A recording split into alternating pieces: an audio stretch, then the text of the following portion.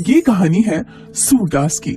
सूरदास देख नहीं सकते थे, पर वो 14वीं सदी के एक संत, कवि और संगीतकार थे जो भगवान श्री कृष्ण को समर्पित अपने भक्ति गीतों के लिए जाने जाते थे। युवावस्था में सूरदास आध्यात्मिकता सीखना चाहते थे, इसलिए वे अपने गुरु के पास गए और उनसे अनुरोध किया, गुरुजी, कृपया मुझे अपने शिष्य के रूप में स्वीकार करें। गुरु को पता चला कि सूरदास के पास बहुत से गुण हैं, लेकिन क्रोध उस पर जल्दी हावी हो जाता है, जो उसे सीखने से रोकता है। गुरु ने ये बात समझ ली और उन्होंने उसका क्रोध निकालने के लिए सबसे पहले युवा सूरदास की मदद करने का फैसला किया।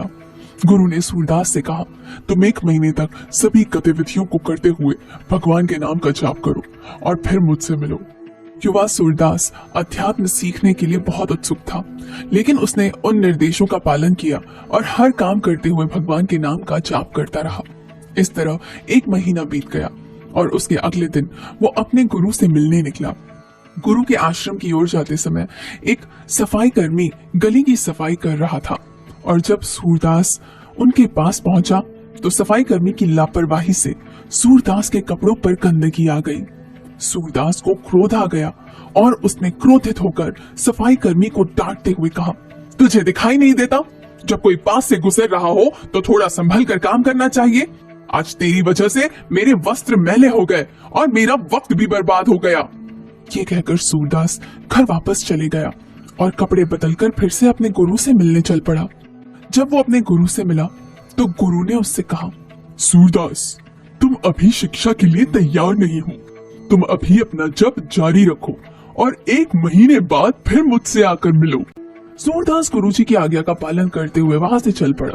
हर दिन सूरदास हर गतिविधि के साथ भगवान के नाम का जाप करता रहा और देखते ही देखते 1 महीना और बीत गया। सूरदास फिर से तैयार होकर गुरुजी से मिलने अपने घर से निकला। रास्ते में वही सफाई कर्मी उसे फिर से मिला और वही घटना फिर से उसके साथ रास्ते में हुई। हालांकि इस बार सूरदास नाराज नहीं हुआ, इसके बजाय उसने सफाई कर्मी को धन्यवाद देते हुए कहा, धन्यवाद, आपने मेरे गुस्से को दूर करने में मेरी मदद की है। मैं आपका ये एहसान कभी नहीं भूलूंगा। ये कहकर सूरदास सफाई कर्मी के सामने हाथ जोड़कर गुरु के आश्रम की ओर चल पड़ा। इस बार जब सूरदास अपने गुरु के पास पहुंचा तो सूरदास ने गुरु को आश्रम के सामने खड़े हुए देखा। गुरुजी ने सूरदास से कहा, अब तुम सीखने के लिए तैयार हो और मैं तुम्हें अपना शिष्य स्वीकार करता हूँ। और इस घटना के बाद सूरदास ने अपने गुरु से शिक्षा प्राप्त की। बच्चों, एक गुरु जानता है कि एक छात्र में क्या कमी है और वो उन तरीकों को जानता है जो उसे सिखाएंगे।